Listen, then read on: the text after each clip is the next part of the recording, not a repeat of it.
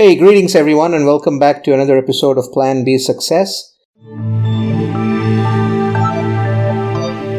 We have a special guest today, someone who calls himself a reformed scientist, someone who has a PhD in genetics and worked in the sciences for the last 14 plus years.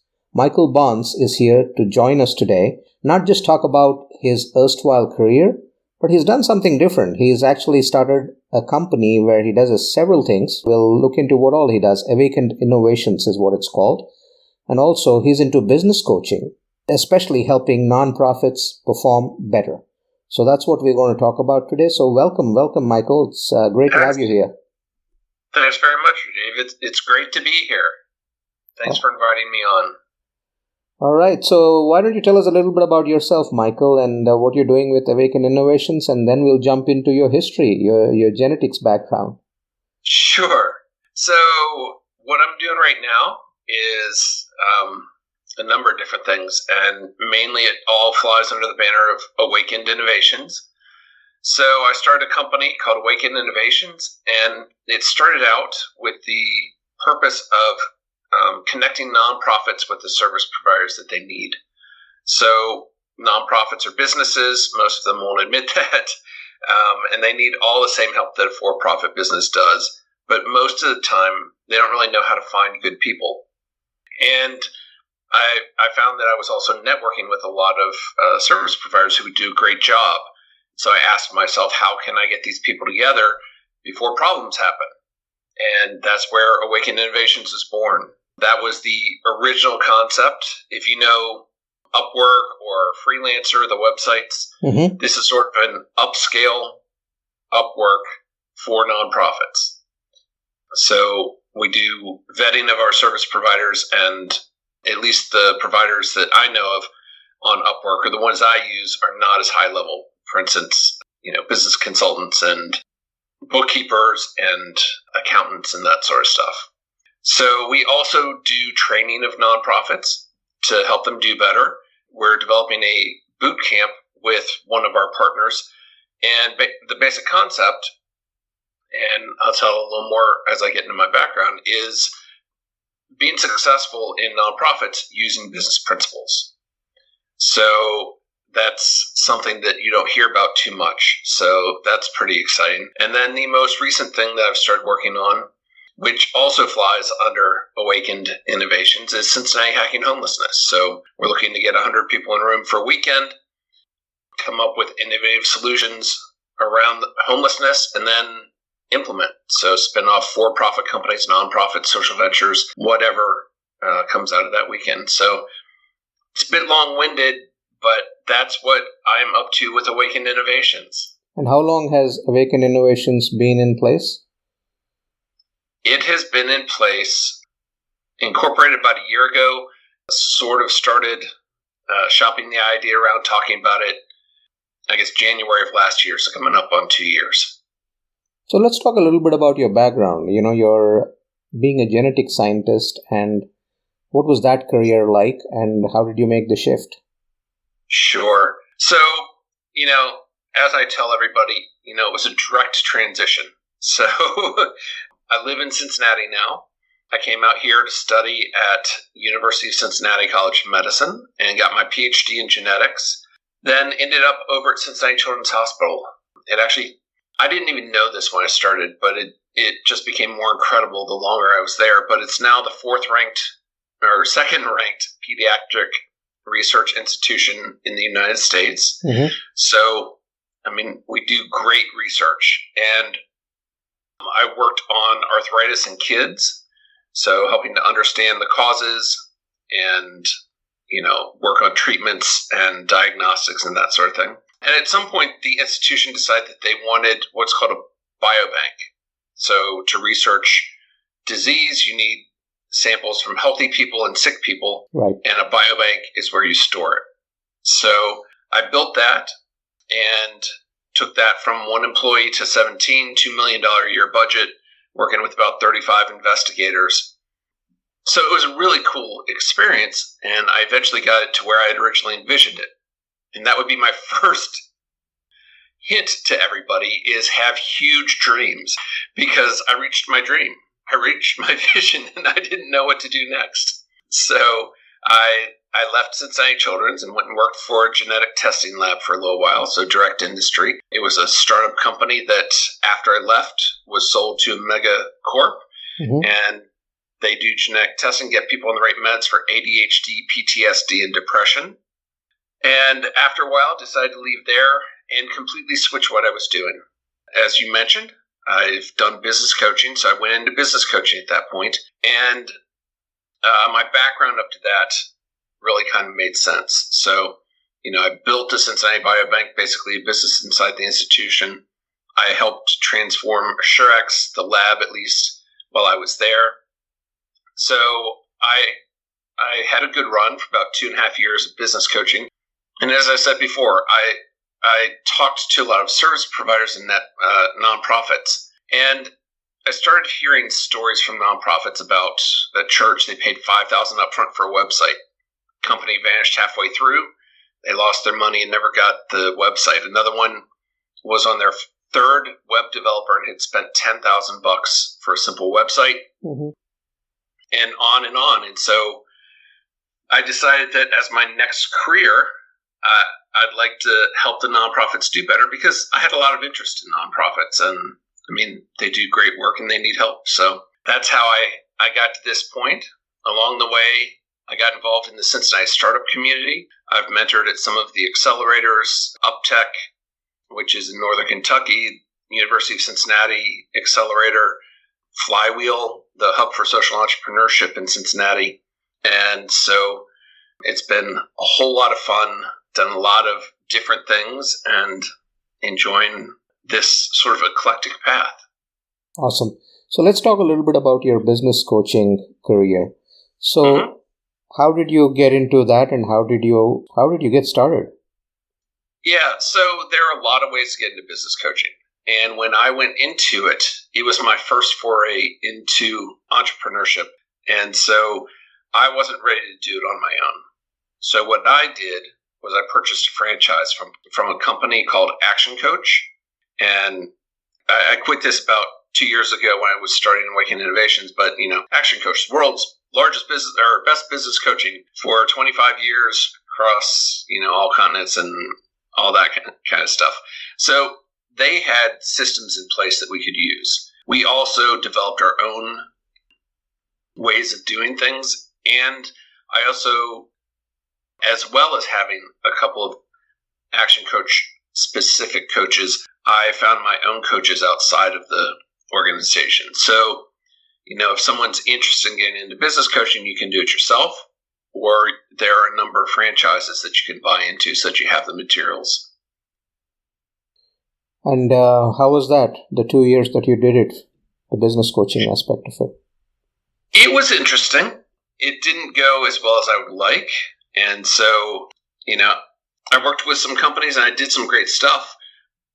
But one thing that I learned, and again, another takeaway for all the listeners, is I didn't look hard enough or even know how to investigate the market.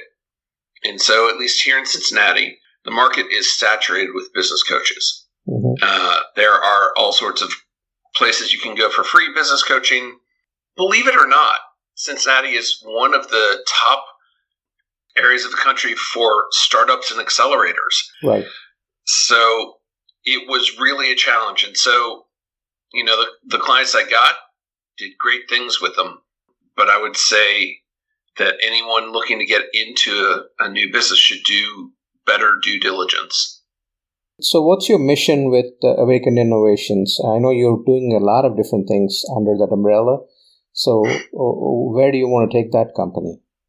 So the mission in general is to help nonprofits do better. And how exactly, again, it's multiple pieces. So it started out simply helping them to find the right resources. As my partner, I've got a partner in that, Sandy, and as we talked to more nonprofits, it was kind of interesting because I'd originally envisioned that it would run a lot like Upwork. You go on the website, you say, I need this. People will say, okay, I can do it, and you select somebody. what we found was most of these nonprofits didn't really understand what they needed. And so we added in that Sandy would talk to them for a half hour to an hour. Mm-hmm. And she's really good at understanding what the nonprofits need. And so she's good at helping them.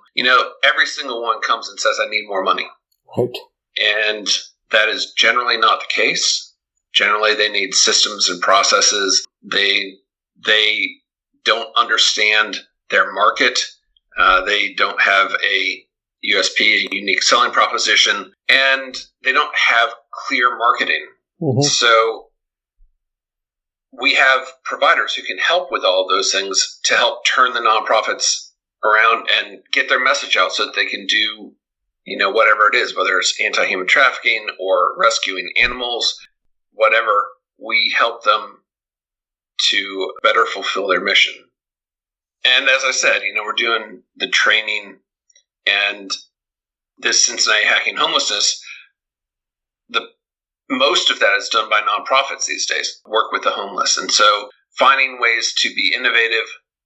I keep trying not to put my ideas out there because then we don't get the innovation. But, it could be to tighten up collaborations. It could be better information sharing across the nonprofits. Definitely my view would be to bring in for-profits to help with it as well. So there's tons of innovation going on in all aspects of the world. And I want to help bring that to this issue, and especially the nonprofits that are already working on it, so that we as a society get bigger bang for our buck. So is the work that you're doing with the startups, is that also under the same umbrella? Everything that I do right now is, yes. Okay. And so it doesn't fit nicely or neatly, although the work that I do with Flywheel does. So Flywheel, as I said, it's the Hub for Social Entrepreneurship, and the social enterprises that we work with are for-profit or non-profit. Mm-hmm. So it does a little bit. I kind of have to force it, but... Okay. All right. So let's look at your own background for a while. You've been, as you said, you've done genetics and then you've gotten into these other things. So what attracted you to get into genetics in the first place? That's a great question. So I actually have a bachelor's degree in chemistry. Mm-hmm. And way, way back when, it feels like, I had to make the decision whether to go into chemistry or computers. May not have made the right choice. I figured everyone was going into computers, so let me go into something else. Obviously didn't realize how big a thing it would become. Maybe some of your younger listeners won't believe that, but back in the 90s, we didn't really know what was coming our way. So that's how I ended up in chemistry. I came out to the University of Cincinnati, and interestingly, I decided to switch. I had always envisioned going into pharma research, and I didn't know how to get there. And so when I came out here, that was the first time I found out that colleges of medicine had graduate programs. Mm-hmm. And so that's how I ended up over in that department. They had money. They paid better. They had more money for their grants to do the research. So it was a better place to be. And then again, as I said, I ended up over at Cincinnati Children's Hospital. Fantastic institution, doing great stuff there as well. So when you look at your 14 years of background working in the sciences field, what are some of the things that come to mind? What really excited you during that period? I really like building things. So as I mentioned, the Cincinnati Biobank, I basically started it, and I built it, I would say, pretty well. We became an international model for how to do it. Used to go to international conferences and talk, and in academia you publish. So I published a bunch of papers, mm-hmm. chapters in textbooks and whatnot. I loved building it. Then I got it to where I had originally envisioned it, and I looked around, and all I saw was maintenance, right? So I didn't see continuing to build, and that's one reason I left. That's why Surex was attractive to me, because it was also in the building phase and transition phase, really. So they were transitioning from what I call startup phase into what I call the more mature phase. Right. You may know in the startup phase, you really kind of do anything you can to make anything work, right? Everybody does every job, and it's all hands on deck all the time. Right. So we were transitioning because at that point they were starting to think about being acquired, and so they really needed to change the mindset of the company, and I really enjoyed that. So the transition, new and innovative things, that's what I love. Awesome. Tell me this, what are some of the challenges that you're seeing right now as you try to grow your company and as you're working with startups on the one end, nonprofits on the other end? The biggest challenge for my company is the same as for most, getting the word out and getting enough clients in. And it's just a challenge. So, you get out there and you hustle and you keep spreading the word. So, obviously I'm doing a couple of podcasts, but I do social media, Facebook and LinkedIn. I have a website. I do blogging.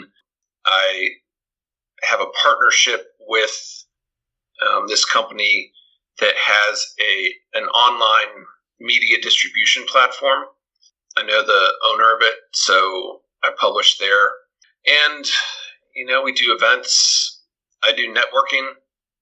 Obviously, that is restricted to Cincinnati. And I'm sure there's some more things that I could think of. My email list and that kind of stuff. But honestly, the greatest influx right now is from referrals. People who know me, know what I'm doing, and send people my way. Awesome. So, obviously you've had a pretty rich career and you're still trying to reinvent yourself and do new things at this point in your career. Mm-hmm. So when you reflect back on your own career, do you see any pivotal moments, any high points, low points that actually put you on the trajectory to where you are today? I would say probably it was when I decided to leave Children's. So until then, I had the academic mind, sure, which is slow and plodding. We write grants in academia, and you write a 5-year grant, and it takes 2 years for it to get funded. So you're always thinking in 5-year cycles. I've been out of industry for 5 years, and I'm in my second company. If I were perhaps doing this right, I might have added a third company to do some of it. So, it's an entirely different way of doing things and an entirely different mindset. So coming out of academia and industry and networking, running into the right people to talk to learn, and to expand my knowledge, I guess, change my mindset. It's been phenomenal and pivotal because mindset is everything in life. So how about your on the personal front? Your family. Yeah. Who's in the family, and how's that going out in Cincinnati? Sure. So full time, I have a little dog named Izzy, and she is very, very sweet dog. And then half the time, I have my daughter Madison, who is 11th grade at a local high school. She loves soccer and is the goalie on her high school team as well as club team. Awesome. She's starting to think about college, starting to think about a gap year. She wants to go tour Australia and Peru between high school and college. Maybe throw in New Zealand and South Africa as well. So we'll see. All right. And then my son is second year at Ohio State. He originally went there for physics and has more recently decided probably psychology. So I think it's pretty cool. So I was recently seeing a YouTube video of some guy who was a physicist and then apparently did, what do they call it, far-seeing or something like that for U.S. intelligence agencies. And so, that's what I think would be fun for my son to do that rather than just plain physics. But, let's talk about quantum entanglement and how you can view across time and space, and is this real? And if not, create it, right? Right. Everything is possible. That's pretty awesome. So, yeah. I got a few questions for you, Michael. So, whatever comes to your mind, just give me an answer. What do you think you're most thankful for at this point in your life? What am I most thankful for? It would be friends and family. So, the kids have been with me through all this. My parents have. And then the people that I've met along the way, even when I didn't know and understand it, they've had significant impact and have supported me massively throughout all of this. So it's really the people that I've interacted with. All right. And what do you think you're most scared of, especially with the journey you're on right now with a new startup? That's a great question. I'm not even sure. And it kind of changes day by day and moment by moment. So, my biggest global issue is reaching out to new people that I don't know. Mm-hmm. So that would probably be my answer. Yeah, it's got to be reaching out to new people that I don't know. And what are you most happy about? The whole adventure. So this is not anything that I had ever envisioned. My dad worked for the federal government for 25 years. I came up through academia. My brother has a PhD in comparative politics and works for a university. On and on, right? The whole idea of entrepreneurship was not part of the package when I was growing up. So just learning and experience all of this has just been unexpected and fantastic. And what do you look forward to? What do I look forward to? Just continuing and helping people. Everything that I've done to this point, and I assume into the future, is to help people and to help other people fulfill their dreams. So whether it's the nonprofits to do better and fulfill their dreams, or to help nonprofits to help their people fulfill their dreams, that's what I look forward to every day. And down the years, what would you like your legacy to be? My legacy? That's a great question. I think it's kind of the same thing. My legacy would be he helped. I would love all sorts of different things, create this mechanism to identify innovative solutions to problems and then have that take off and, save the world. But the real biggest thing, and I could go on with 50 other things like that, but the biggest thing is just, on my tombstone, he helped. That's great. Michael, this was a pleasure talking to you and kind of sharing your life and, your pivots from being in the academia to actually trying to set up something with a hospital system, and that's spurring your business mindset and taking you in that direction. What's that one takeaway that you would like to leave with our listeners? The one takeaway is take the shot. So many people are afraid to try something new. Just do it. There's the quote, what if I fail? Well, what if you succeed? Right. And if you don't take that shot, you're guaranteed to fail. Right, absolutely. Well, thank you so much. So I'm going to put all your information in the show notes. Anything that you want to relay in terms of where people can find you? Yeah, absolutely. So my company is Awakened Innovations. So the website is awakenedinnovations.com. And the project that I am developing, Cincinnati Hacking Homelessness, oddly enough, is cincinnatihackinghomelessness.com. So come on out to either one, learn some more about me and what I'm doing, and contact me. Let me know about you and what you're up to as well. Well, thank you very much, Michael. It's been a pleasure having you on the show. Absolutely. Thanks very much, Rajiv. Hey, I hope you enjoyed that episode. Please do check out my website, rajivmudumba.com, and do leave a review and a comment on your favorite platform for Plan B Success Podcast. Thank you.